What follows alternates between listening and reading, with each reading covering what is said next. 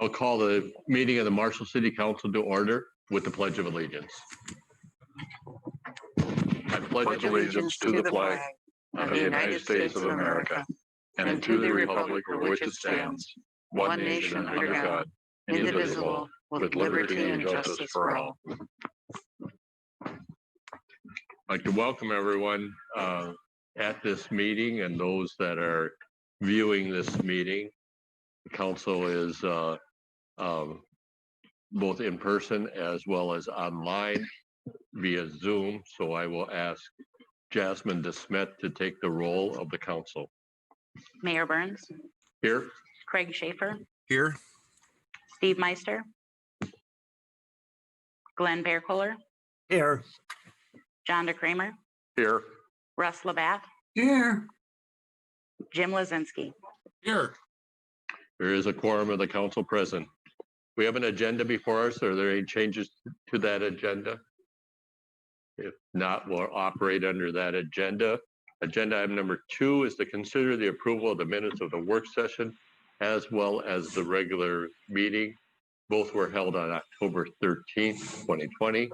The council does have copies of the minutes of both of those meetings. Are there any corrections to note? Motion to approve the minutes. Second. Motion by John, seconded by Russ to approve the minutes of both the work session as well as the regular meeting. We will move to a vote. Jasmine, would you take the vote? Mayor Burns. Yes. Craig Schaefer. Yes. Glenn Bearcooler. Yes. John DeCramer. Yes. Russ Labatt. Yes. Jim Lazinski. Yes. And the motion does pass. We'll move then to agenda item number 3. This is a public hearing related to the vacation of a utility easement in the Carr subdivision, block 1, lots 9 to 10. So we'll conduct a public hearing on the resolution that would grant the petition to vacate the utility easement. And then following the conclusion of the public hearing, we will consider the resolution that would grant that utility easement. At this time, I would call on City Engineer, Director of Public Works, Jason Anderson, to conduct this public hearing. Thank you, Mayor. Everyone hear me okay? Yes. Okay, great, thank you. We did receive a signed petition for the vacation of the utility easement that you see on your screen there from the owners of the property. They're desiring to, I think, construct maybe a garage on the site, and they want those easements gone. We did reach out to all utilities for comment. We received no comments from any utilities that would indicate that they have a concern with the vacation. I think it's largely vacant. So city staff has no issues with this vacation and would recommend to move forward with it. Thank you, Jason. Are there any comments, any input as part of this public hearing? If not, is there a motion to close the public hearing? Oh, go ahead. Hi, this is Dustin Verstrate. We're the property owners. We're just sitting in on the Zoom to express. We didn't know if we needed to express our what our wishes were with the property to help with the vacation of the easement. Sure, go ahead, Dustin. What our future plans are for the lot that we purchased. We were hoping to continue our landscaping that we had started with our original corner lot onto the new lot, and then add our irrigation into the new lot as well. And we didn't want to have to worry about having to tear into some existing landscaping or irrigation or electrical with the easement. That's why we applied for the easement vacation paperwork. And then we appreciate the city looking into it and getting the utilities to check for any utilities underground. We're also looking into putting up a fence around the whole property, the two lots together as one. And then, excuse me, in the future, looking to put a workshop on the empty lot. Just a hobby, like a garage, heated. If I may, Mayor, I would just respond to Dustin and just mention, and maybe you're aware, but I do think your electric service line may go through the easement. So there's no utility mains in the easement, but you may want to just ensure that you don't have utility service lines present. And thank you for that explanation, Dustin. Does the council have any questions or input? If not, is there a motion to close the public hearing? I'll make that motion. Motion by Craig, seconded by John to close the public hearing. Discussion? If not, we'll move to a vote. Jasmine, would you take the vote? Mayor Burns, Yes? Craig Schaefer, Yes. Glenn Bearcooler, Yes. John DeCramer, Yes. Russ Labatt, Yes. Jim Lozinski. Yes. And the motion does pass. We'll now consider the resolution granting the petition. I move to the vacate. resolution. Second. Motion by Craig, seconded by Ross. Discussion? If not, we'll move to a vote. Jasmine? Mayor Burns, Yes? Craig Schaefer, Yes. Glenn Bearcooler, Yes. John DeCramer, Yes. Russ Labatt, Yes. Jim Lozinski. Yes.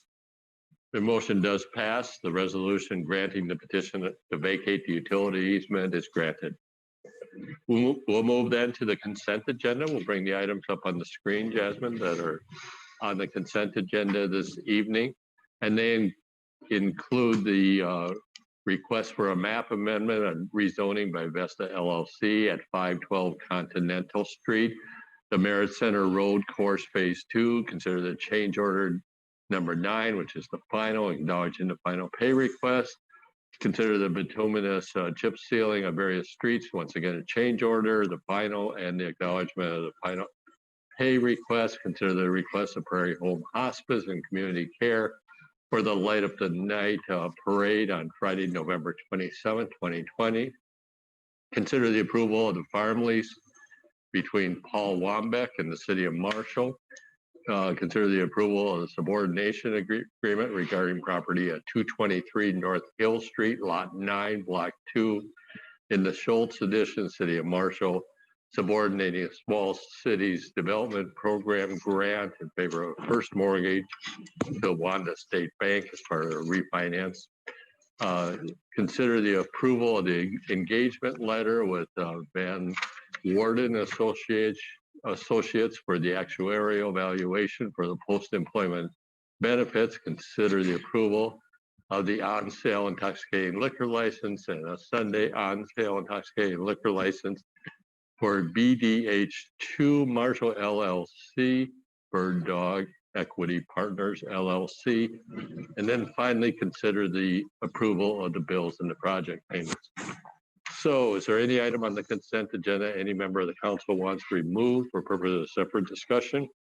I would ask that agenda item number 4 be removed. Any other item? 5 and 6. Number 5. Number 9. Okay, any other items? If not, we have agenda items 7, 8, 10, 11, and 12. I would entertain a motion for those items on the consent agenda. So move. Second. Motion by Craig, seconded by Jim. Discussion? If not, move to a vote. Jasmine? Mayor Burns, Yes? Craig Schaefer, Yes. Glenn Bearcooler, Yes. John DeCramer, Yes. Russ Labatt, Yes. Jim Lozinski. Yes. The motion does pass. So we'll go through the items that were removed from the consent agenda. Starting with agenda item number 4, I requested this item be removed because I need to abstain from this item. I will make a motion to, for the map amendment. Second. Second that. Motion by John, seconded by Craig. Discussion? If not, we'll move to a vote. Jasmine? Mayor Burns, Abstain? Craig Schaefer, Yes. Glenn Bearcooler, Yes. John DeCramer, Yes. Russ Labatt, Yes. Jim Lozinski. Yes. Motion passes. Agenda item number 5, the Merit Center Road Course Phase 2, the change order and the final pay request. There was a couple people asked for this to be removed. I think Jim and Russ, if I recall right. I guess my question is, and Jason, you're there.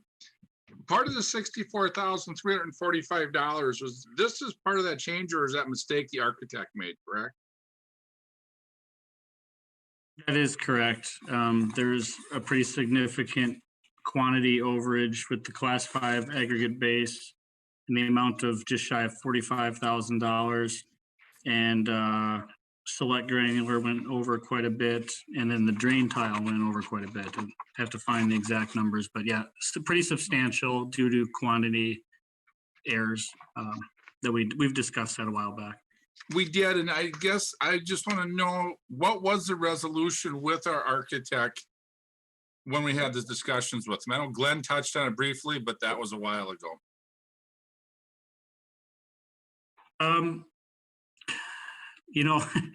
A lot has happened since we discussed that. And, I know Glenn was working on that. I would have to dig into that unless our attorney has some input as to where we left that. I do not recall the exact conclusion at this point. I thought that we determined that we weren't going to go after those dollars. Is that your recollection, Dennis?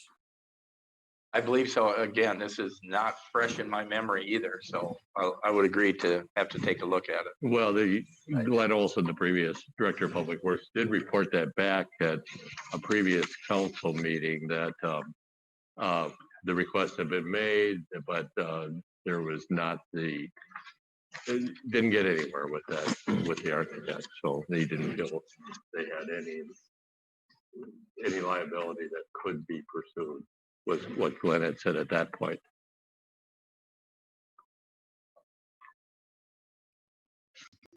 If I recall correctly on that as well, this was an underestimate of the amount of aggregate or gravel or whatever that was needed to do the road.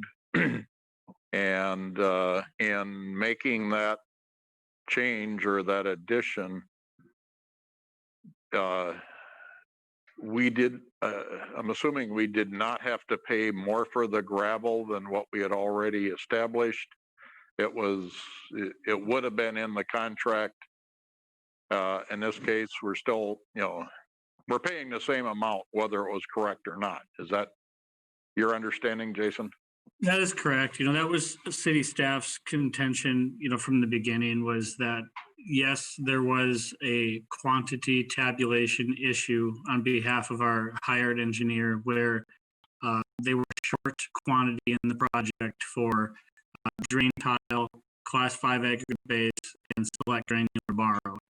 The section indicated in the plans that there should be so much material there, but when you go to the quantity, it wasn't all accounted for in the project. So we were calling for it to be installed. We had an agreed upon price, but the quantity was incorrect, and in a couple cases, pretty significantly. So, we ended up paying the same bid price for what we would have already paid for anyways. There was no, in our minds, the wrong was a simple error, a human error, and it could have happened to anyone. We weren't missing anything mission critical, so to speak. We just had to pay for what we were going to get. So that's what we ended up doing through the contract. And, coincidentally, there was actually some offsetting costs going the other direction too, because they overestimated some bituminous paving quantities through the bid, through the tabulation. So there was a little offset to help there. It could have been worse than what we're seeing. So it's kind of a follow-up question to that. So when we pay these engineers, we also pay them a % of total project costs, correct? That can be the case in the event that we run a contract that way. In this particular contract, that is not what occurred. We paid a specific dollar figure for design services, and then city staff took the project from there and administered it. So we didn't pay a percentage of the contract to the engineer here. We paid them a flat, not to exceed amount. Okay, so we're not paying them a bonus for their mistake in this change order. No, absolutely not. Okay. No, but what's frustrating is we paid them to design this and our city staff has to take time to correct their mistake. So there is an extra cost on top of this. And I guess, I know we try to hold these people to the fire and I think we should do that more. And I'll take that from my friend Glenn Barracoler. Sometimes I think we let people off too easy. And when it's an obvious mistake, we need to, push back on them a little bit saying, you guys made a mistake. Because it takes your staff time to correct that mistake. Correct, Jason? Sure, we certainly had staff time chasing this around and trying to make sure we got our contractor taken care of in a fair manner and that no one was being cheated or wronged. It's always our responsibility and our belief that the city should act pretty by the book and by the line. So we certainly put a lot of effort into making sure our contractor was treated fairly. I'm sure our engineer already got fully paid though, correct? The engineer was paid. Yep. Yep, shortly after design, they were paid for their services rendered, so. Sure. Should we? I would note, though, that we did get a very good price on design for a project this size. It's not like they didn't make out very well on it, so.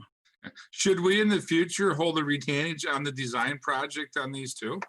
Since we hold a retainage on the other contractors? That's something we would have to look into a little bit. I don't know if I'm prepared to answer that.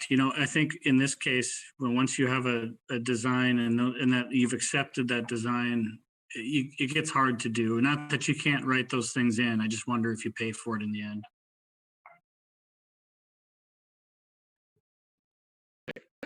Okay, any other input on that? The change order and the final pay request. I move approval of the change order 9 with the final payment to RG Construction. I'll second. Motion by Craig, seconded by John. Discussion? If not, we'll move to a vote. Jasmine? Mayor Burns, Yes. Craig Schaefer, Yes. Glenn Bearcooler, No. John DeCramer, Yes. Russ Labatt, No. Jim Lozinski. I'm gonna vote yes, just so, because it's not the contractor's fault. I don't want to hold this up because I think we'll be in a lot of legal problems if I do, so I will vote yes. Yeah. The motion does pass. Mr. Mayor, if I could just make a comment too, along with what Councilman Lozinski said. I understand the frustration of the council members that are voting no, but I just want to point out that the people we'd be penalizing by not paying this change order are not the people that made the mistake. And I don't think that punishing them is equitable and calling them into question because they did the work that needed to get done to give us the product we were looking for. Craig, we'll move then to agenda item number 6. Agenda item number 6 is the bituminous chip sealing on various city streets, the change order and the final pay application. Russ, I believe this was yours. No, it wasn't me. I think it was Jim. Jim? I just want to touch base on this too, because I believe, Jason, now this one came in 18,000 under budget for, as I read this here. And I just want to point that out that staff does come under budget on occasion, on more often than they get credit for, I should say.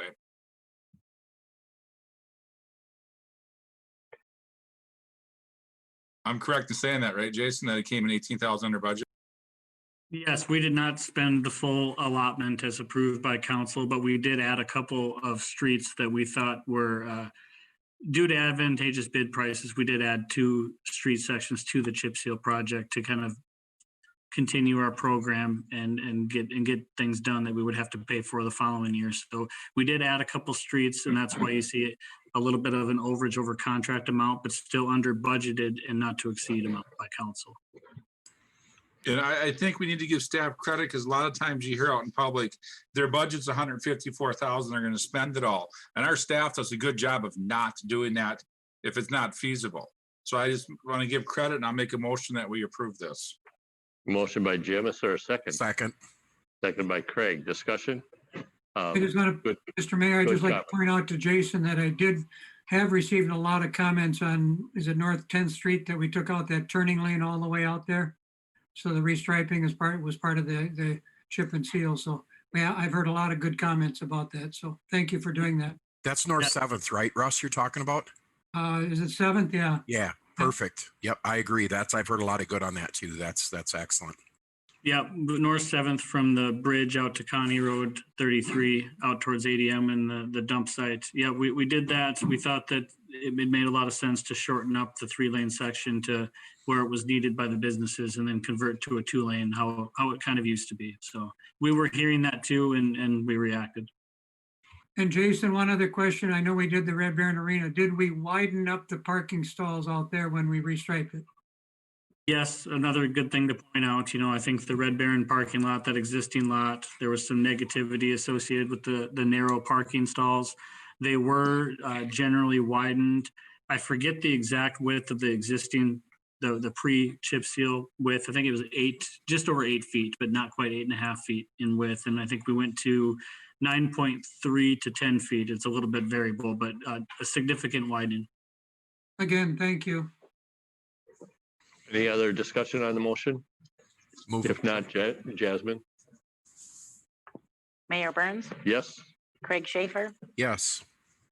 Glenn Bearcooler, Yes. John DeCramer, Yes.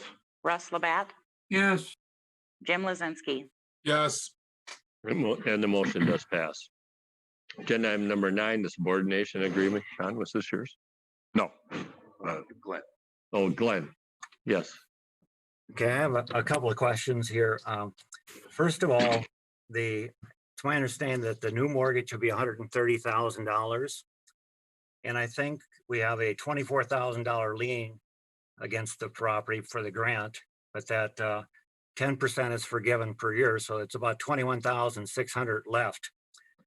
If you add the $21,600 to the $130,000 new lien, that's $151,600. Right now, according to the assessor's office, the property is assessed at $143,000. Normally, you don't have a lien for more than what the value of the property is. So I'm wondering if we're concerned about that. That's the first item. And the second item in paragraph 7 of the agreement, it indicates that if there's a refinancing by the borrower, that the money should be used to certainly pay off the first mortgage, but any equity that's left over should be used to rehabilitate the property. Do we have any assurances that the extra money from this new mortgage is going to be used to rehabilitate the property? And then the third item I have is with regard to the signature. The individual signing the subordination agreement. I noticed that it says there that it's the finance director, and then it says city clerk / finance director.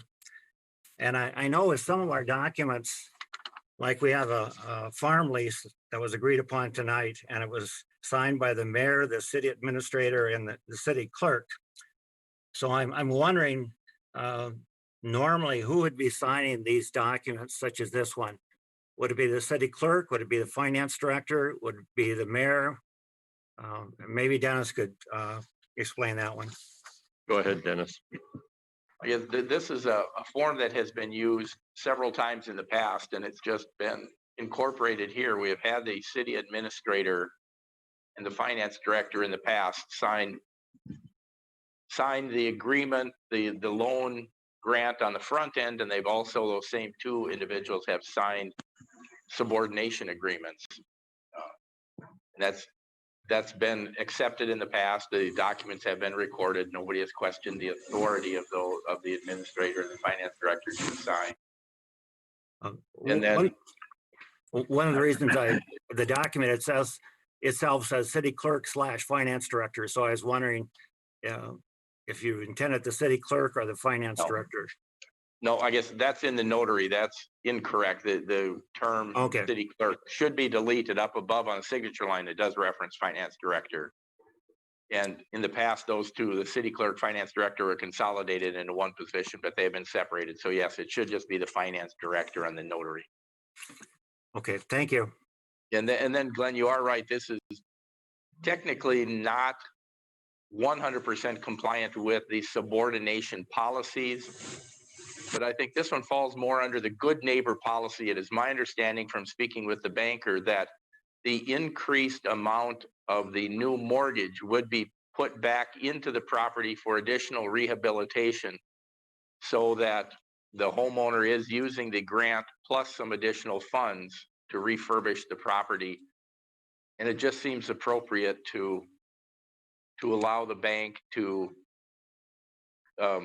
loan the money to the borrower as requested.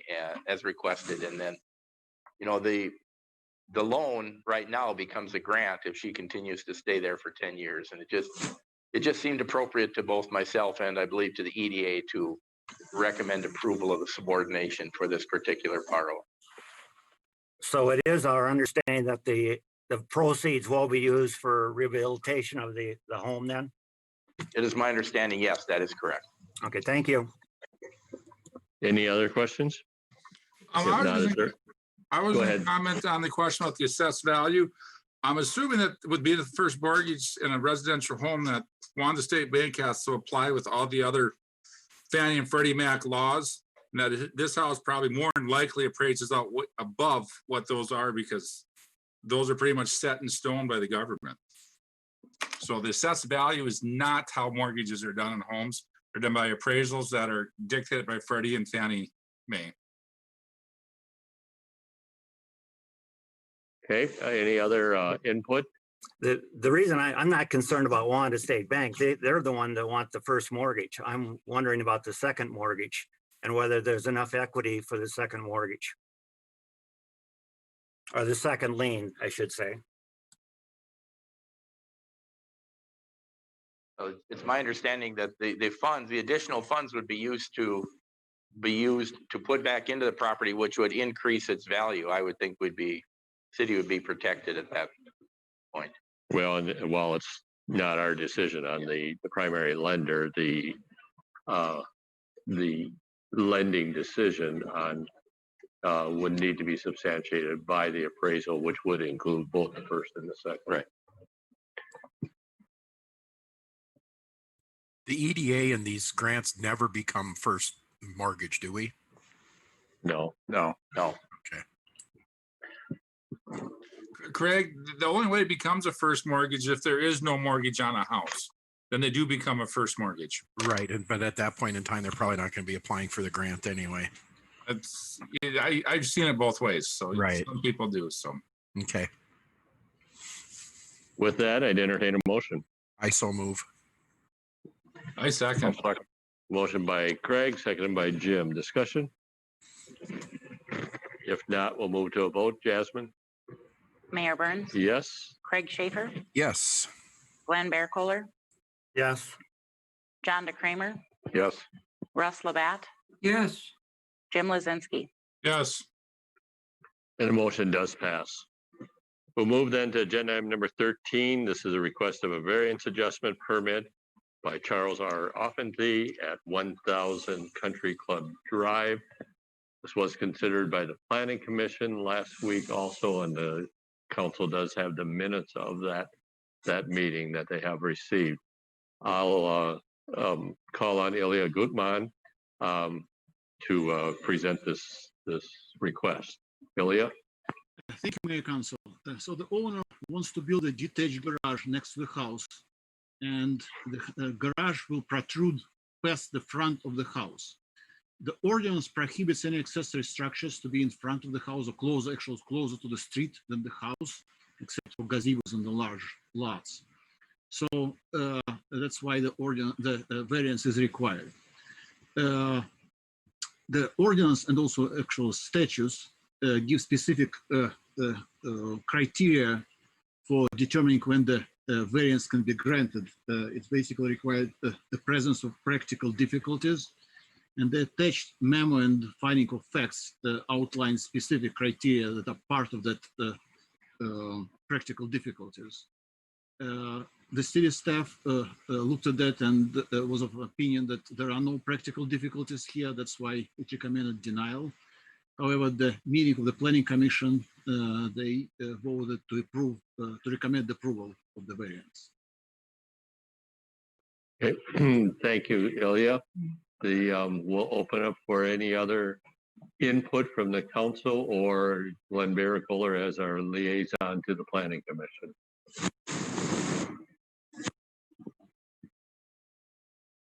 Mr. Mayor, I guess I just have a question. It seems to me whenever we get these variance requests, we always have to deal with the term practical difficulties. And reading through the material that we were furnished, there's a state ordinance and the state statute requiring this. I'm just wondering, can we do something different or can we change something so we don't have to deal with practical difficulties each time? And maybe that's something that can be researched further on or down the line. It seems to me we're dealing with practical difficulties every time we deal with an ordinance change. Thank you. Dennis, do you want to address the, prior to the legislation clarification, the term was undue hardship, which was really hard to grapple with what is an undue hardship. So go ahead. And that's a good lead in, Mayor Russ. It used to be, as the mayor indicated, undue hardships, which was a more difficult standard. Practical difficulties came about as a result of a case dealing with sunlight. The neighbor wanted to put up a taller structure which would limit the sunlight coming to the neighbor's house, and so they wanted a variance for height. And the term practical difficulties came about as a result of that litigation, which is then incorporated now into the legislation. As a result of that, the plaintiff had the best name ever. The first name was Beat. I thought it was just Beat, B-E-A-T, but it's pronounced Beat Krummenmacher was the name of that's the case that decided practical difficulties. So we're stuck with that term. And apparently the Planning Commission, they decided not to adhere to that, correctly or incorrectly. Thank you for that explanation. I have a question for Councilman Bearcoller. It said, and again in the material, that Mr. Offerty was willing to, instead of 20 feet, would be willing to go 10 feet in front of the house instead of 20. Did the Planning Commission at all consider that, or did they just want to stick with what was presented? Well, some wanted to do that and some did not. I think the chairman of the Planning Commission felt that that was a good idea to move it back the 10 feet. But it seemed like the majority of the other Planning Commission members just thought, just let it go the way it is. So there was some division, but most of them just thought, just leave it the way it is and not require that it be moved back 10 feet. Ilya. And it did pass unanimously on that premise, correct? To leave it as presented. Correct. I have a question. The blue dot shows where the garage is going. Now, if this would have been originally attached to this house when it was built, there'd been no reason why it could not have. There's a slide page, Jasmine, is down a little farther. If this house would have originally been built with this garage attached to it, would there have been any reason why this could not have been built at that time? You're correct. If this were attached to the house, there wouldn't be any necessity for a variance. In fact, even if they attach it now, it would have been an addition to the house. It would have been allowed.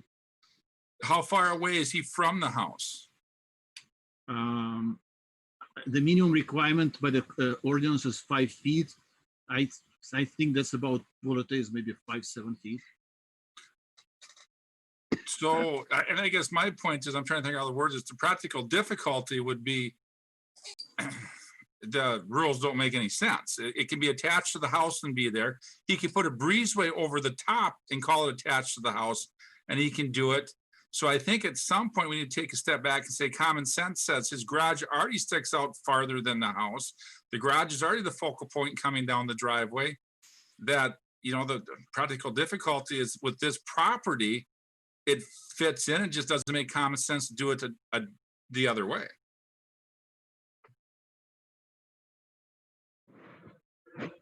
Well, we are going by what the ordinance says, and the practical difficulties, as Dennis explained, is the term from the statutes, and the ordinance just mirrors that thing. So that's what the staff is going by. And in this case, we can't fault city staff for following ordinances, that's for sure. That's exactly what I was going to say, Russ, too. I agree. It's their job to tell us what the ordinance says, and then it's our job to trust the planning commission and the boards and committees that we have that spend the time to review this and follow their recommendations. Oh, and I agree with you. I'm not picking on staff because this is a unique property. When you pull it up here, my computer went off because I got two of them here now. It's a unique property where the front of it they consider the front of this facing the golf course, not facing the road, as many of us would consider facing the road. So it's a unique property. And I think we need to take a look at the unique properties and sometimes be flexible with our ordinances. I agree. I would just like to say a few things here. We need to remember that tonight, as a council, we are acting in a quasi or quasi judicial capacity. We are not here to legislate. If we do not like the ordinance, the law, as it is written, we can later use our legislative power to change the ordinance, but we cannot change it tonight. Tonight, we have to make a judicial opinion as to whether or not the variance request meets the practical difficulty standard. The League of Minnesota Cities Handbook states that the city's role is limited to applying the legal standard of practical difficulties to the facts presented. To meet the practical difficulties test, all three factors of the test must be satisfied. It's the professional opinion of our city staff that the practical difficulties test has not been met. And our staff is more knowledgeable and has more expertise into as to whether or not the test is met than the planning commission does. And so I would put more faith in what the recommendation is of the staff than the planning commission with regard to this item. Now, if as a council we disagree with the conclusion reached by the staff, we should be able to indicate why we believe the three factors of the practical difficulties test have been met. And if we can't do that, we shouldn't approve the variance. It's that plain and simple. Again, if we don't like the ordinance, we can change it. But we have what we have, and we have to apply the law. And the law says you have to use a practical difficulties test. And our staff is saying we haven't met that test, and therefore it should be refused. Other input from the council?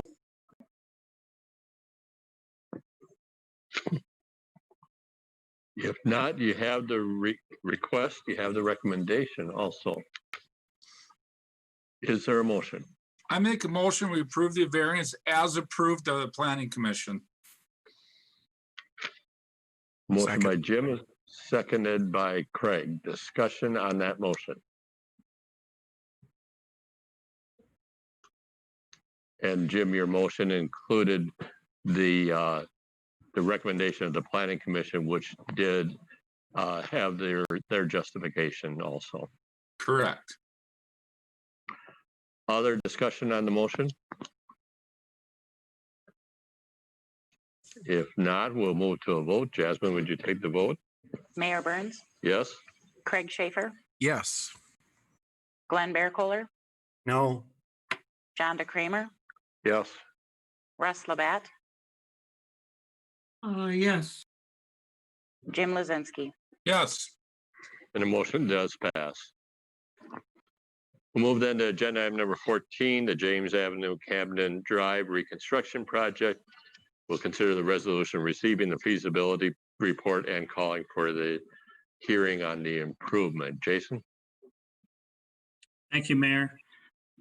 Project Z78, James Avenue, Camden Drive reconstruction consists of the complete reconstruction of James Avenue between South 4th Street and Camden Drive, and Camden Drive from James to a point near South 4th Street where we left off with the South 4th Street project on Camden Drive. So complete reconstruction of those two short segments of streets. We'd be replacing water main, sanitary sewer, and storm sewer on James Avenue. Camden Drive has got really no utilities in it except for some catch basins, some storm sewer catch basins and leads. This project also would contain storm sewer replacement all the way out to the river across the golf course property. We have held a public informational meeting with all of those affected by this project directly, essentially the neighborhood. We received some input, but not a lot of input. It wasn't really well attended, but we tried to hold it by Zoom, and we understand in these times that maybe sometimes that impacts people's ability to participate. But the feasibility report that you have kind of outlines what we plan to do with the project. We've got that attached in your packet. The engineer's estimate at this point is $920,000. When you figure in contingency and engineering fees, we're at 1.17 million. We would propose to special assess the project per our latest special assessment policy. You see in that project layout drawing there that Jasmine's got viewed there. That's James Avenue, and what we would propose to do there with 2 10-foot through lanes, 2 8-foot parking lanes for a total width of 36 feet from face of curb to face of curb. That represents roughly a 3-foot narrowing of the road from the existing condition. That's outlined in the feasibility report as well. We're also proposing a widened sidewalk because this neighborhood's got kind of constraints in that right of way. So in today's situation, I believe it's 4.5-foot sidewalk right on the back of the curb. By narrowing the road 3 feet, we would propose to then widen the sidewalk on each side. I think we were proposing 7-foot walk on each side to give a little bit of buffer from the street, a little bit of a widened walk area. Camden, we would propose to put that back exactly in the configuration as it's there today for street width. It's 31.5 feet, and we propose to put that back. So if there's any questions, I'd be happy to discuss, but that's what's outlined in the feasibility report. And this is kind of continuing along the process of moving this special assessment project along. Thank you, Jason. We'll open up for input. And again, the action item here would be for calling for receiving the report and calling for the hearing on the improvement. I would just say compliment Jason and the engineering staff on the timeliness, the early planning on this project, so that the will, if it is authorized as it is presented, could be an early bid, which should be advantageous for not only the construction season but also the bid pricing. Mr. Mayor? Yes, Craig. Yeah, and so along those lines, again, I also would like to thank the staff for the quick turnout on this, and the PI&T did spend a good bit of time talking about this project and others, and again, we recognize that and thank the staff for that. And I know we're into a number of tough discussions about what's the right sizing for streets and sidewalks and special fits, and I appreciate the amount of time and effort that staff have put into looking at the different options and really doing a good job of delivering those and helping us understand what's out in front of us. Other input, questions? Thank you, Mr. Mayor. This is Russ. I echo your comments regarding staff, and that's one of the things I pushed for since I got on council. Just a question for Jason. As we continue to have discussions with the golf course, I see our proposed schedule is begin construction in April and conclude in September.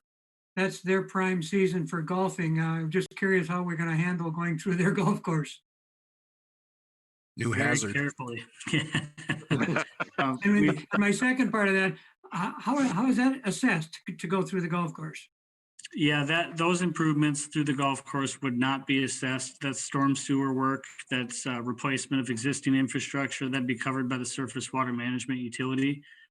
We have had some preliminary discussions with the golf course, some board members and superintendent. We've done a little survey work out there, tried to identify some of the irrigation.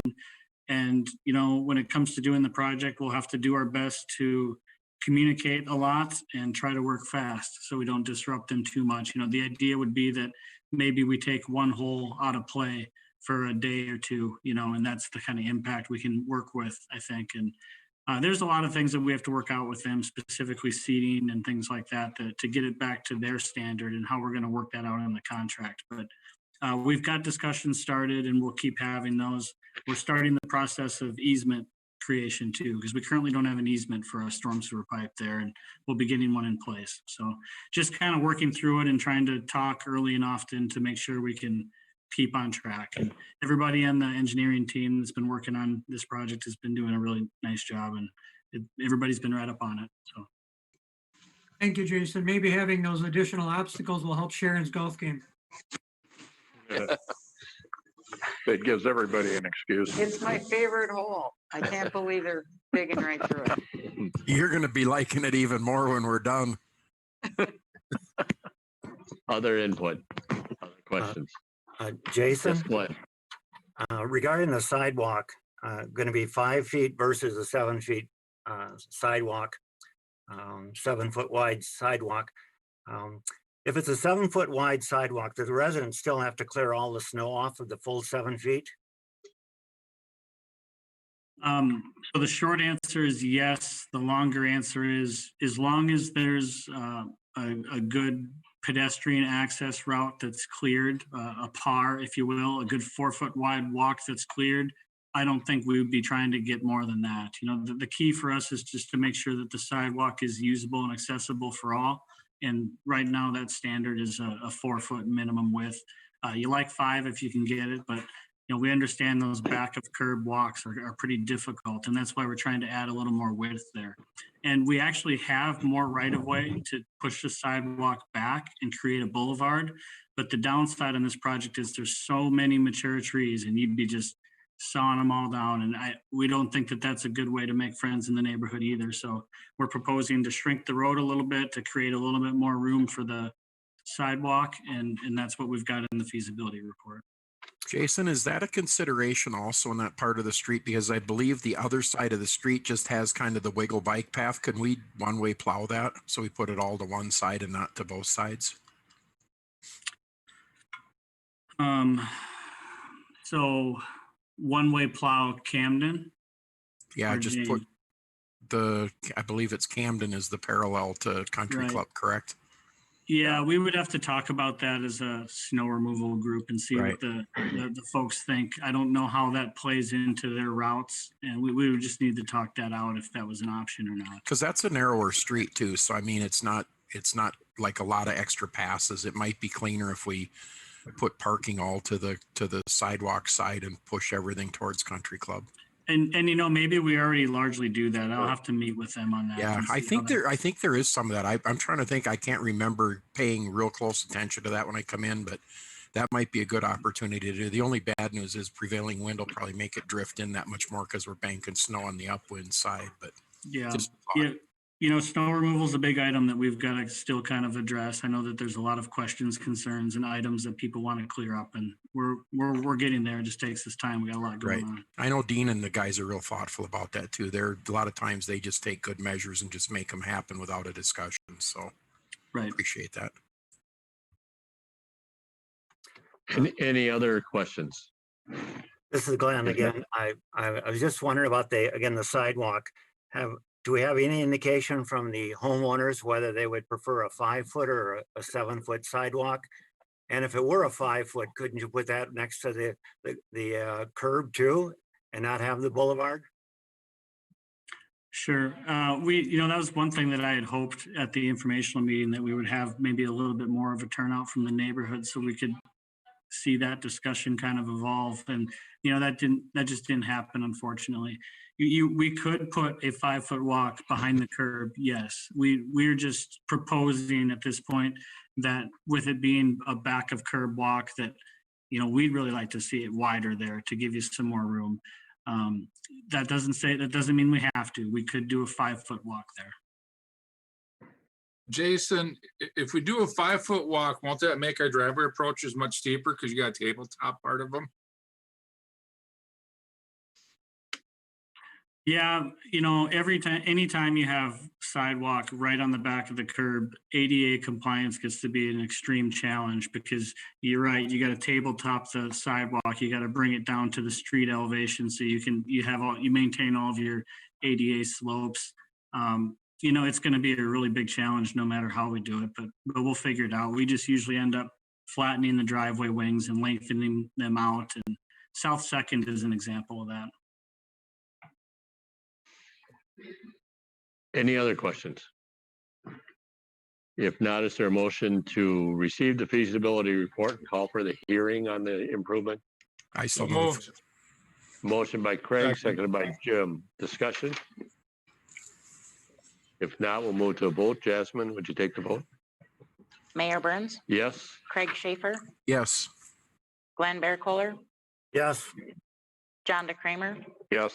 Russ Labatt, no, Jim Lizinski. Yes, The motion does pass. Agenda item number 15, the Transportation Alternatives Grant Letter of Intent. Once again, Jason. Thank you, Mayor. So MnDOT District 8 is currently soliciting for the Transportation Alternatives Grant for 2025. So they get a few years out in front of this, but the TA grant is an 80-20 grant match program that provides funds for bike trails, safe routes to school, anything that's an alternative to vehicle transportation, essentially. So for many years, we've been talking, or at least I've heard many conversations about it, and connecting a bike trail along the east side of the school property, kind of along Progress Drive and down to Southview Drive. And in a moment, we can scroll down and look at the path. But city engineering and community services staff started talking about this recently with the upcoming solicitation, and we reached out to Marshall Public Schools staff as well to sort of start getting the ball rolling and start to gauge interest and support for a trail project like this. So to have these conversations, you got to start with numbers. Otherwise, that's what everybody wants to know anyways. So we put together some high level estimates, and with the cost participation with the school district, we're coming up with around $43,000 of city cost and $29,000 of school district cost. So at this point in the preliminary discussion, if you were to tie on the trail, as you see in the drawing up at C Street and traverse to the south along Progress Drive, and then if you go on the next page, Jasmine,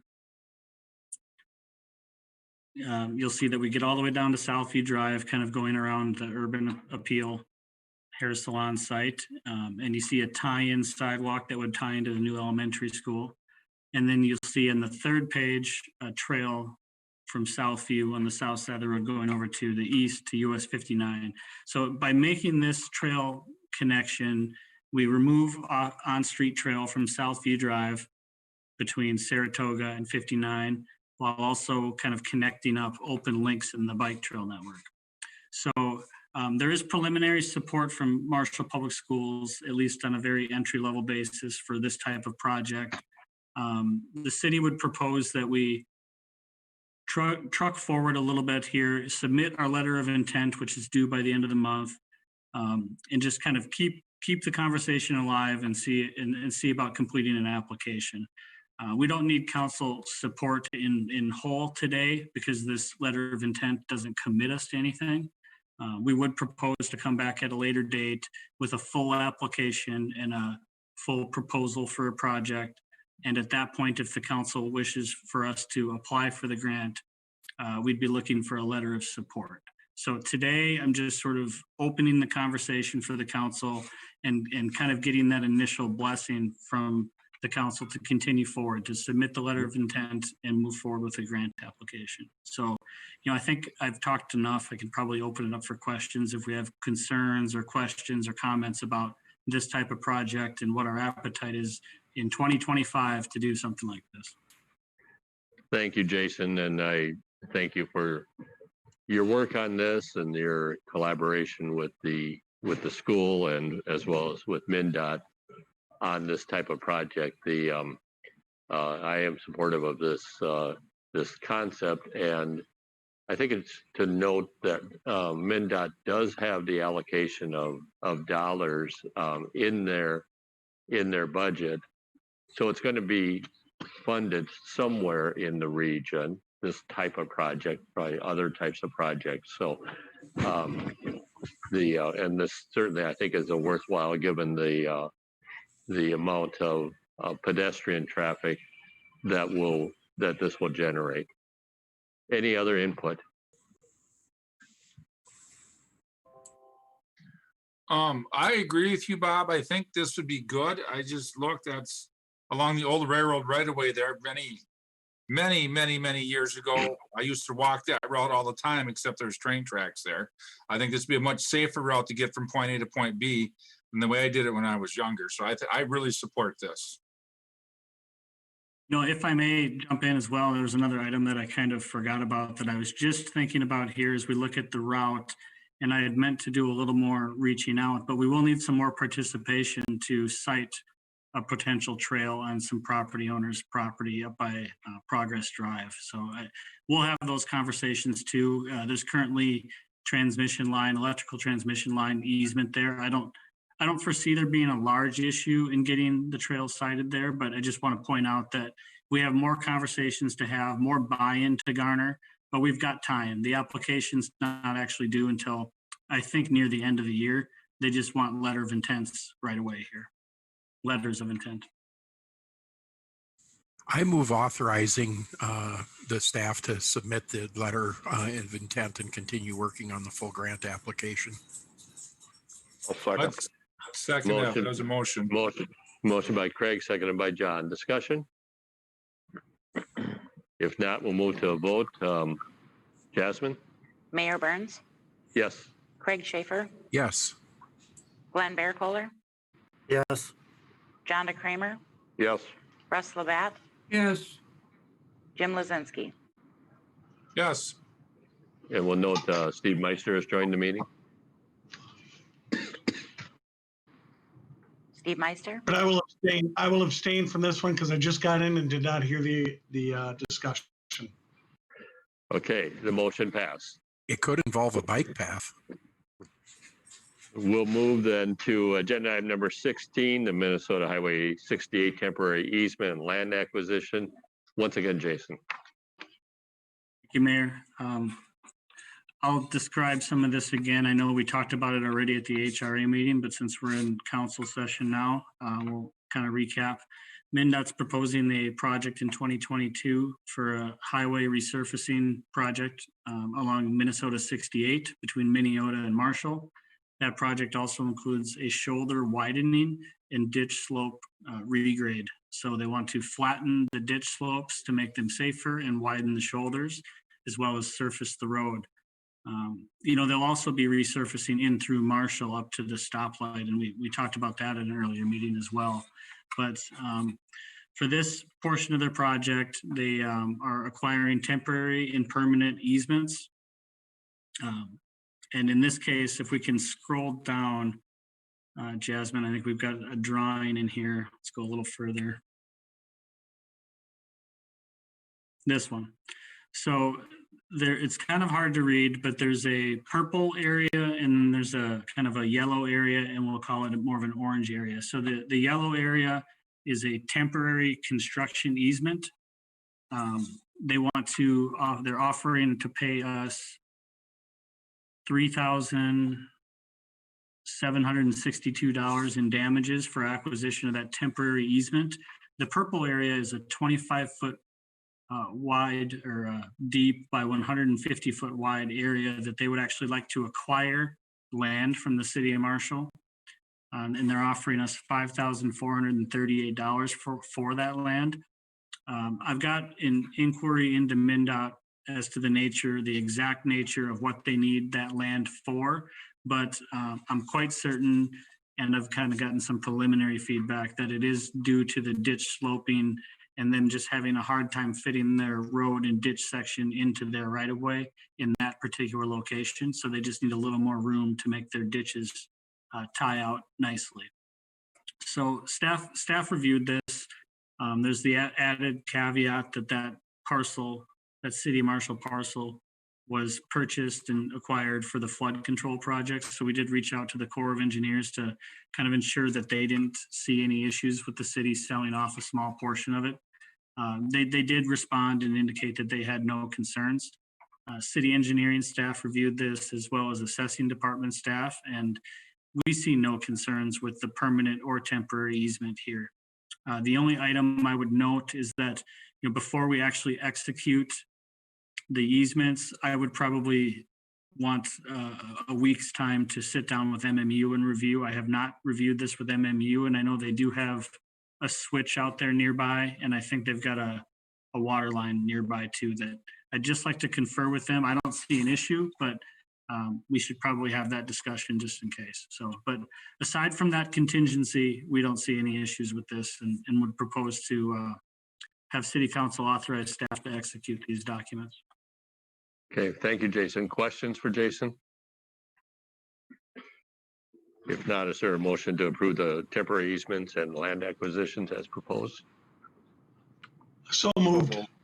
Motion by Steve, seconded by John. Discussion? Mr. Mayor, Yes, Steve. I just want for the public to let them know that in an earlier session, we did discuss this. We brought up the issues of EPA. Staff assures us that EPA is well vetted and the state does all this very well and dots their I's and crosses their T's. So I think that this is the right thing to do. Thank you. Any other discussion on the motion? If not, we'll move to a vote. Jasmine? Mayor Burns, Yes? Craig Schaefer, Yes.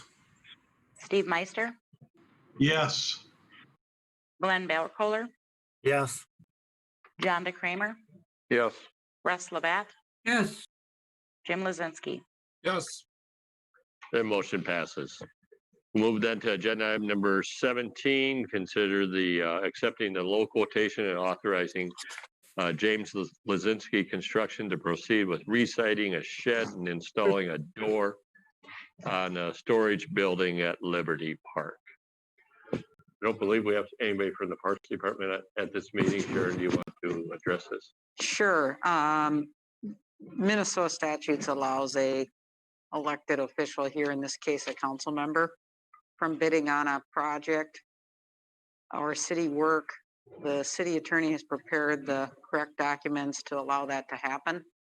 The amount of this project or work does not require competitive bids, either statutorily or through the purchasing policy. So the bid that was presented to the Parks Department is what you see in the packet. And it was the only bid, and we wish to proceed on this work. Dennis, you want to have anything to add? This is very similar. Mr. Lozinski was also awarded a quotation about a year ago. We had a different project in a different park. So we're not plowing new ground here. This is a procedure that the city has used in the past. And Mr. Lozinski has signed the appropriate affidavit as required by state law. And a resolution has been prepared, but it does require unanimous approval by the council, with the obviously abstention by Mr. Lozinski. Mr. Mayor, I have one question. Under the recommendation, it shows it as Justice Park, but in the narrative, it shows it as Liberty Park. All right. We'll correct that. It is Liberty Park. Okay. With that, I move to approve the resolution. Motion by Craig. Is there a second to that motion? I'll second. Seconded by John. Discussion on that motion? Mr. Mayor or Ms. Hanson, again, there were no other bids on this particular project.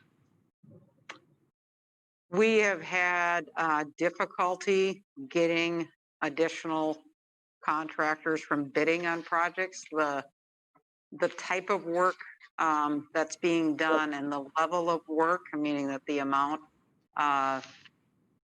there would be a lack of interest. And we've seen this in other areas with city work as well. So no, there's no other quote. Thank you. Any other discussion on the motion?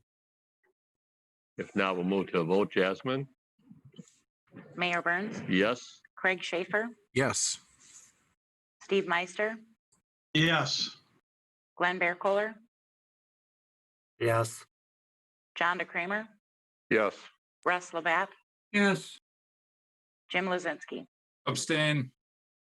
The motion passes unanimously. We'll note there's one abstention. We'll move then to agenda item number 18. The council has met in closed session beginning at 4 o'clock this afternoon to discuss labor negotiation strategy. We'll move then to agenda item number 19, Commission Board Liaison Reports. My assigned have not met since we last met.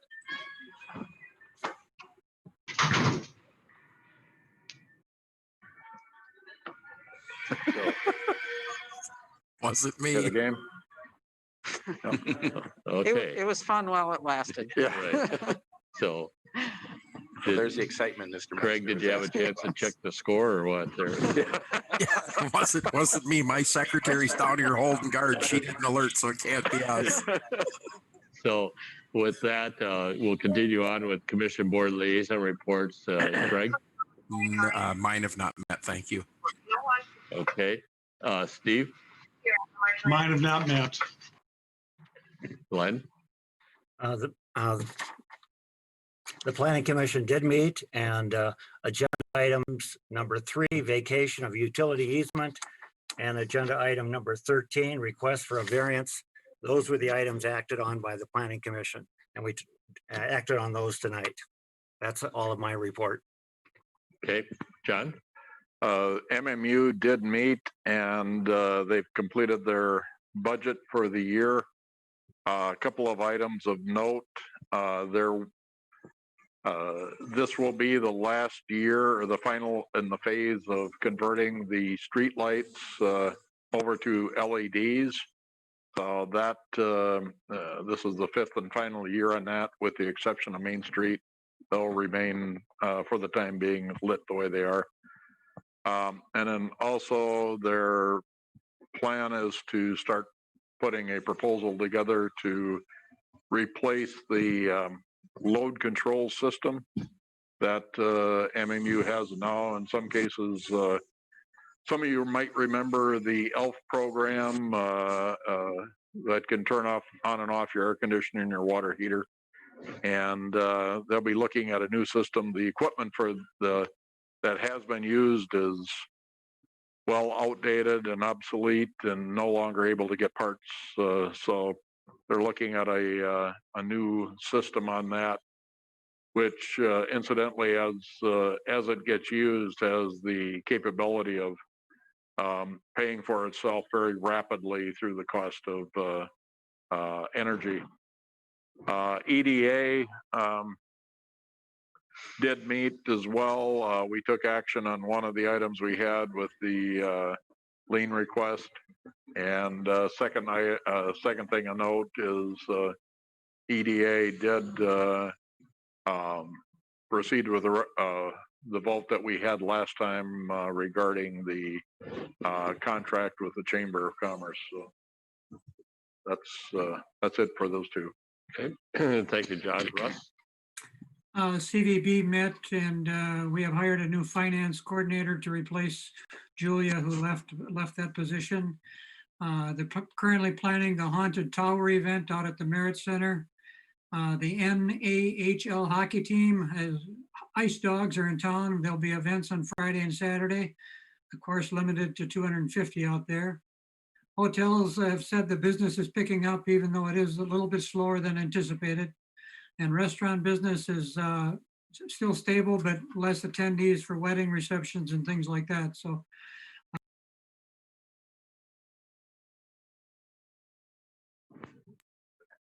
okay, thank you, Russ.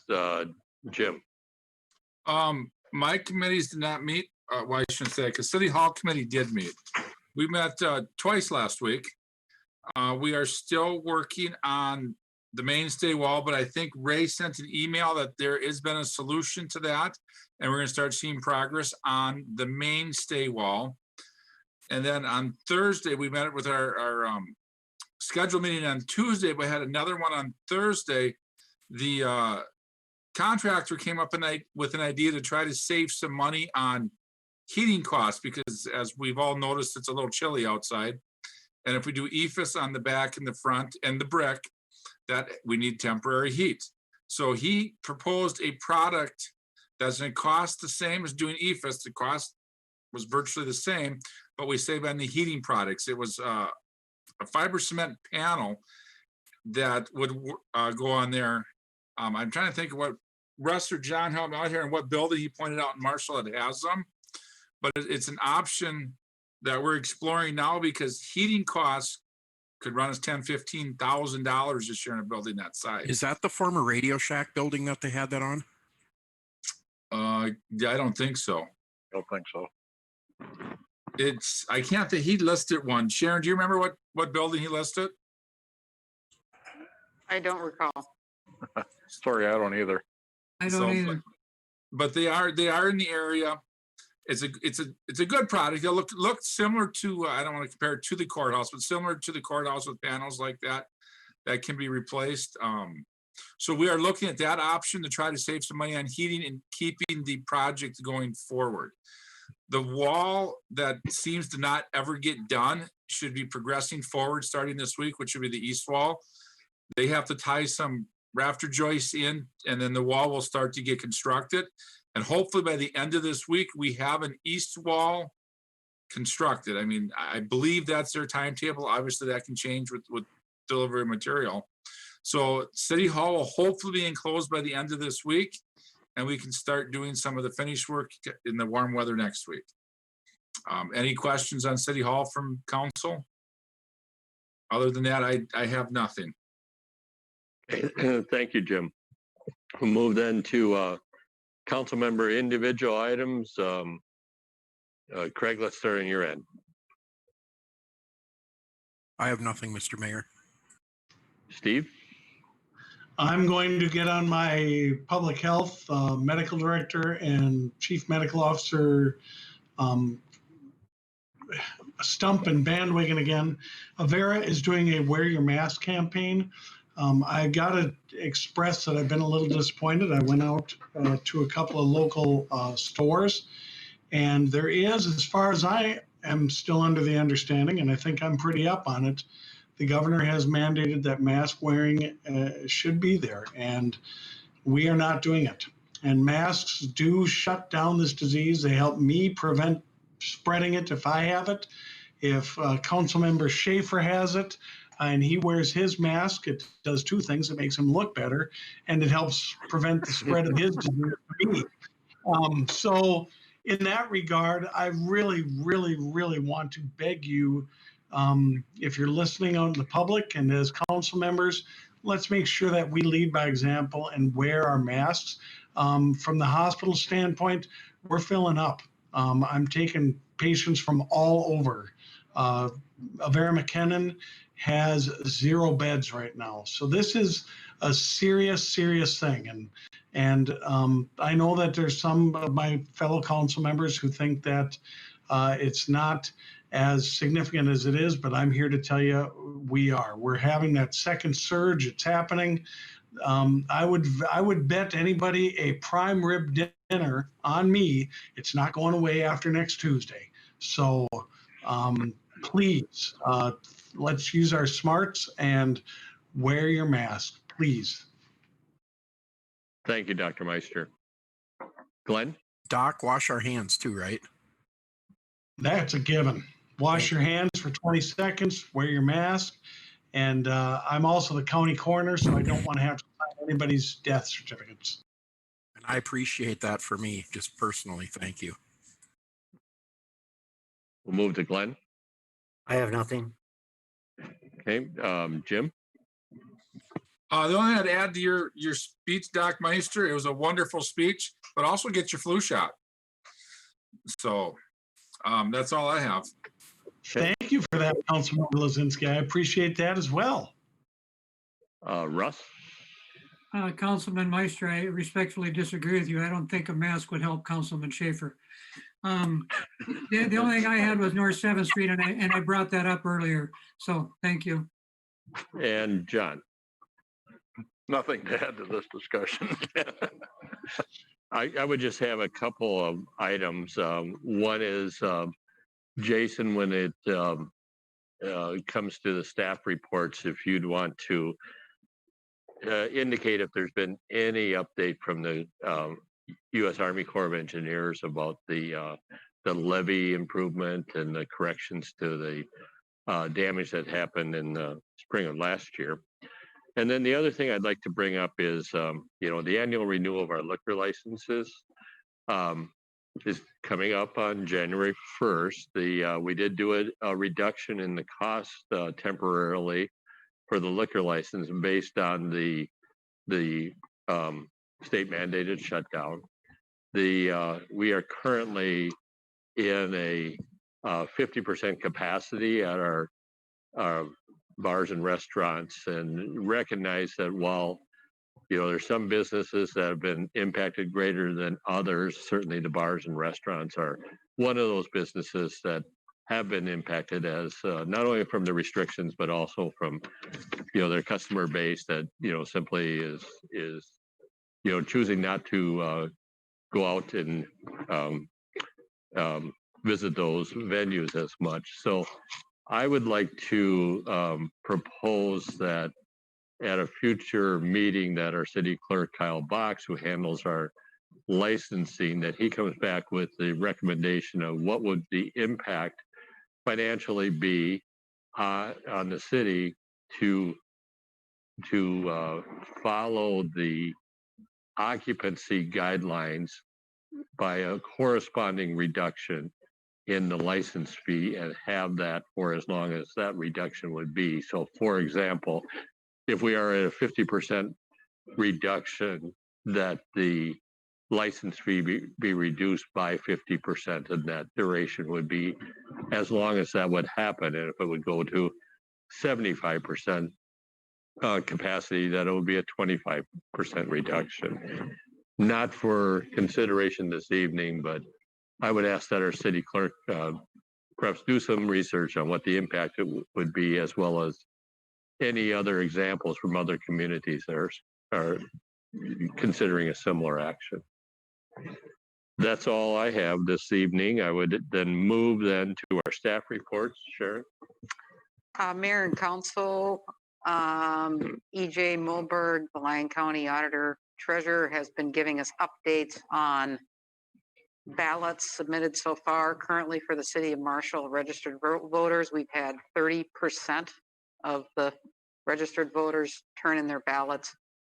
And then also because this year there is the mail-in option, one of the things to keep in mind is that potentially if you are running in a race that's close, or you're looking at a race that's close, we may not know who the winner is on the election night. Now, you might be able to do some analysis if there's enough spread in a tally to determine who won or not. So I just kind of point that out for some of the elections, depending on how close they are, we may not know who the winner is, maybe until November 10th. And then also, just briefly on this, Lyon County actually sets up their own website on election results. It's really good. I know that 4 years ago, they had this up and running as well. Secretary of State has a link too. So I will email that out to you before the end of the week, so that on November 3rd, you can stay up late and watch some of the returns come in, at least on the state and local level. So that's all I had, Mr. Mayor. Okay, thank you, Sharon. Any questions for Sharon? If not, our Director of Public Works, Jason. Thank you, Mayor. I'll get to that memo item that I included in just a moment. I'll start with the Corps of Engineers project that you asked about, our levee repair and betterments project. We thought that was going to be done last year and maybe as early as the winter prior, but it seems to be just continually delayed. We were told we would be having final plans soon, and that was not so soon ago. So we'll check back in with them.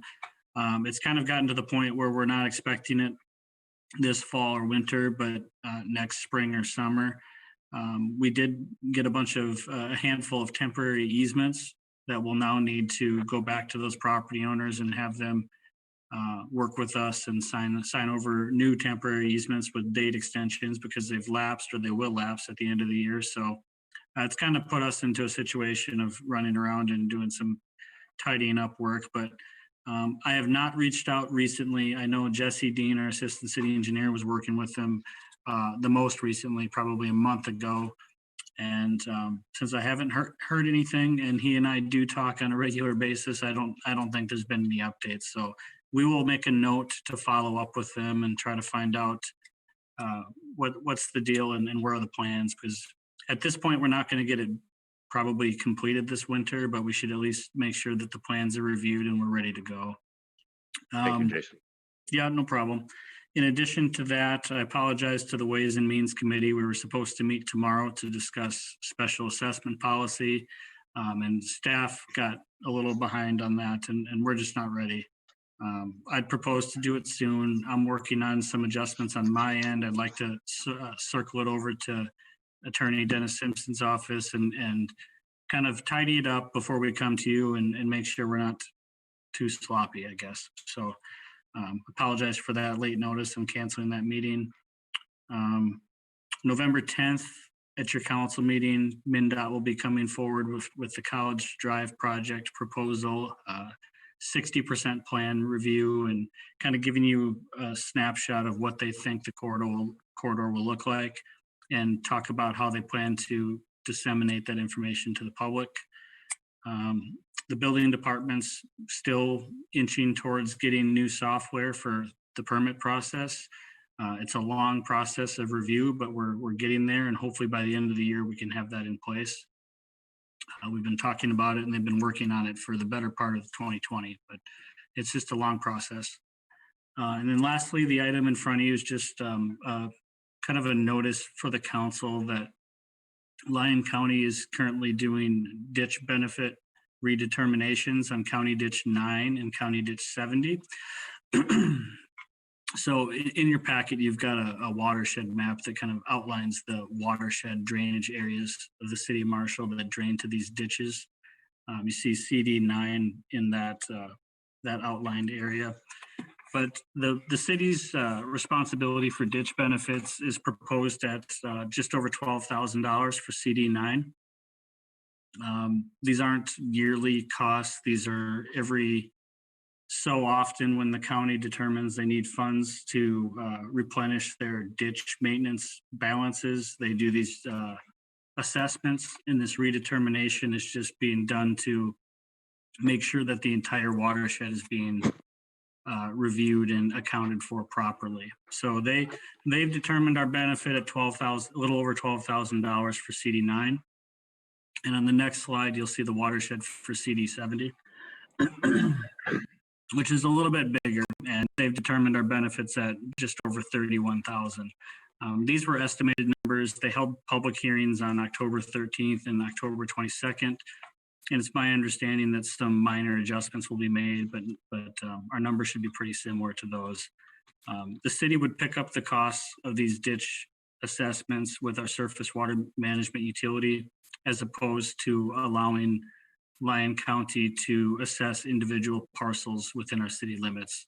It's our belief that our citizens are already paying fees for surface water management. We shouldn't hit them again with county ditch assessments. So that's all just an information item for the council.